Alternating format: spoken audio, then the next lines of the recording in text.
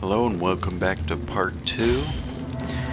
So I'm going to increase my dual wielding. Notice that my right hand damage is actually better than my left hand damage. So because of that, I'm going to switch out my two items here. Also, I've got a hammer. Wanted to make sure it was my hammer that I'd be increasing. Since that's my most powerful item, yeah, I think I'm going to do that at a point in there. And I just discovered the map, so that'll help. If I keep hitting M, it goes out a little more, so I can change the size of it, but it doesn't seem like I can change where it's placed. I think it's stuck there.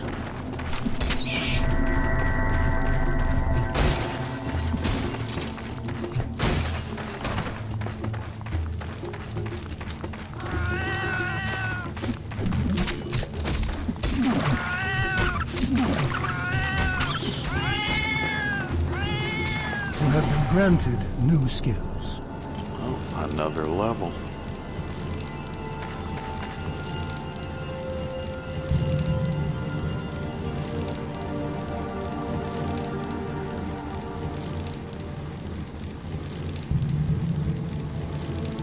Well, since I did my hammer skill already, I guess I'll do the sword to get that one up. Since I'm still dual wielding, I think I'll do that as well.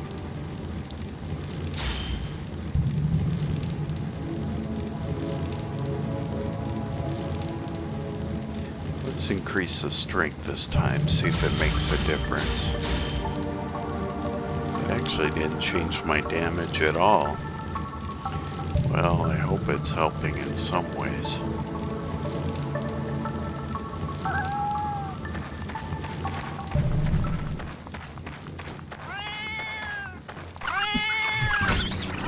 Alright, so skipping ahead a little bit. Run into the big guy here. And he's really doing a number on my health.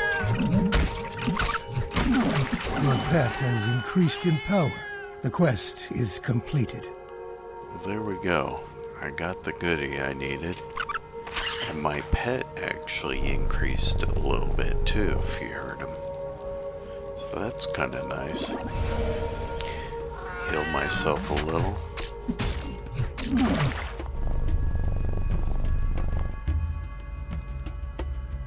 Now I could use a portal scroll at this point, but I think I'm just going to wander around and see if I missed anything. Maybe there's a big boss chest or something like that.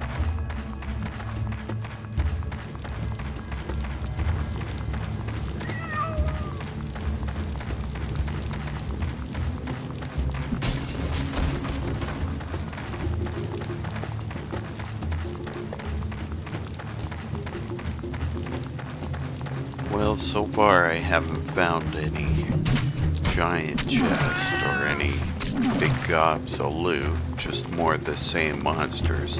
But it is interesting, this pathway's leading me right around to where the dungeon entrance is. So depending on how they've designed the levels, they might be making it easy to exit the dungeon once we're done taking care of the boss. I'll have to see if that's true in later levels. See that little purple icon down there on the map? That looks like the stairs. Yep, there they are. So let's go back to town.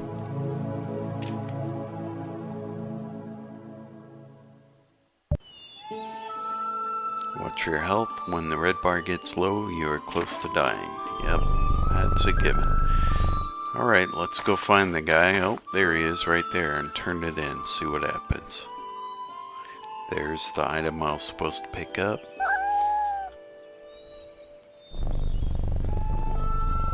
Yeah, it looks like an alright piece of jewelry, but let's turn it in just to see what happens. You have gained in experience and skill. Thank you for retrieving the Grave Ripper's gold chain of blocking.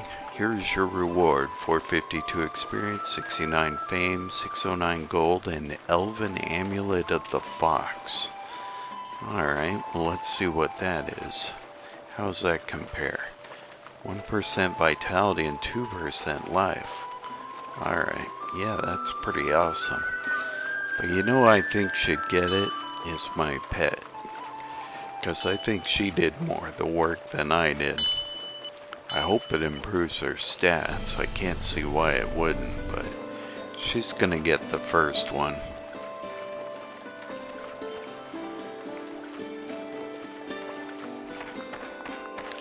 Now, what do you say we go explore the town?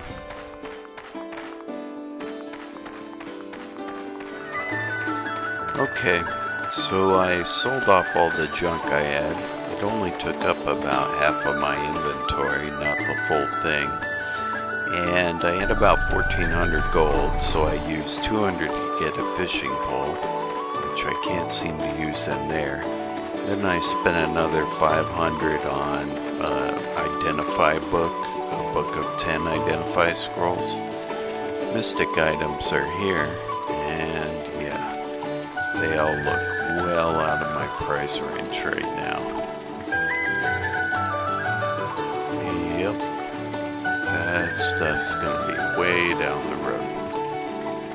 But yeah, that book right there is for my Identify scrolls, and you can see my fishing pole over there on the right hand side of my inventory.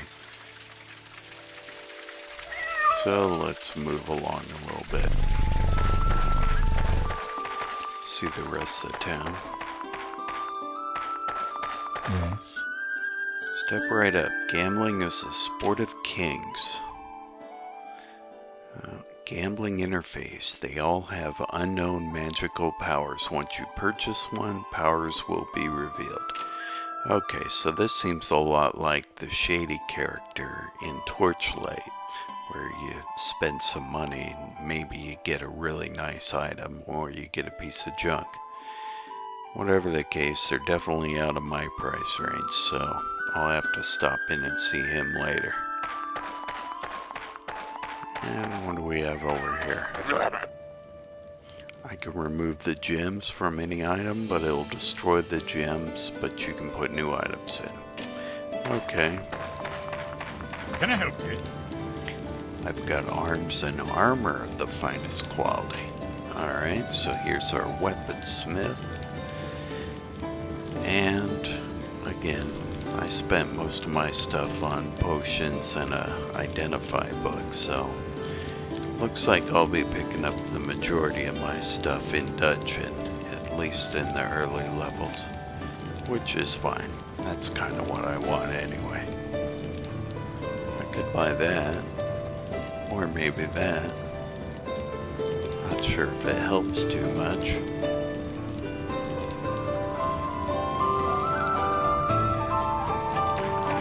Okay, moving along. Let's explore the rest of the town. What do we have over here? Just think what I can do for your My reputation. songs bring fame and fortune to adventurers the land over. Will you pay 37.90 gold to advance to the rank of tolerated? Wow, so we have to buy fame? I wonder what use that is. I'm a healer by trade. Will you let me soothe your wounds? Well, you're not asking for money. I guess that's free. Not sure if I want to pay that kind of money just to increase in rank. Here's a close-up of my dude. Oh, here's a guy. A noxious gel named Beast Smasher and his army of mottled lurkers has stolen a sword stomper's shocking horse crossbow of strength and taken it to level 2. Defeat the rebel, return the horse crossbow, and I'll give you this Axe of Greed. Well, I'm pretty sure I want that Axe of Greed, so no matter what, I'm gonna bring it back to him. You have received a task. So this time level 2, and we get a little more gold, experience, fame, and the Axe of Greed. Hopefully that's more gold or magic items. Alright, what else is here in town? There's another guy up here. I've heard tales of a tunnel crawler called Ogagul who roams around the 4th level. I'll sleep better if I knew that tunnel crawler wasn't around. Okay. So I got a guy in level 2, and then a guy in level 4. And who's up here? An enchanter. For a price I can enchant an item for you. Sometimes I can even add sockets. Watch out though, I occasionally curse things. Oh yes, our buddy the enchanter. Looks like he's charging 1,000 gold for a purple item, and I only have 661. How about just a regular item? Yeah, that's 1,000 too. Okay, no matter what, I can't afford you. Looks like we might be hitting a fishing hole over on this side. Oh yeah, gotta try out the fishing hole.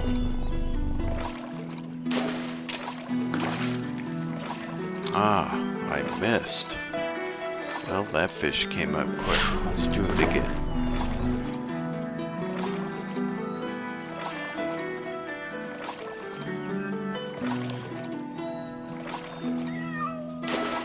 There we go. Yep, got something that time. Caught a fish and found a fingerling hatchet fish. So what's that? Let's take a look. Here's our fish. Wow, look at that increase. Strength, dexterity, vitality, and armor. Okay, that looks awesome. So I'm gonna have to make sure I keep that around for Fluffy. Especially if we're a boss monster or something. Let's see if I can catch something else.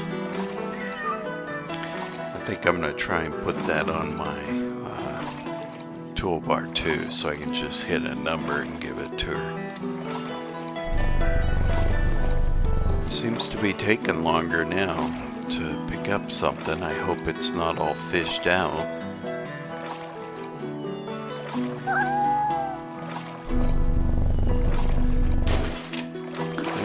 There's something. Caught a fish and found a cracked opal in it.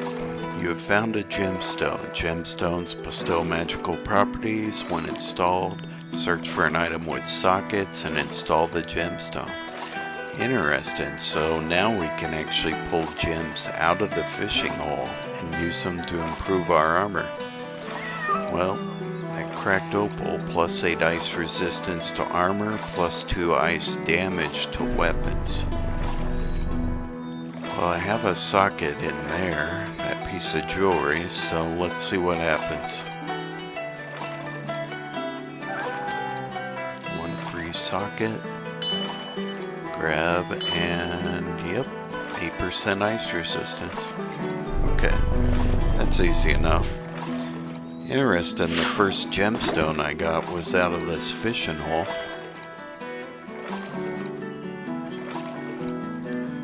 So I'm going to stay here and fish out this lake a little more.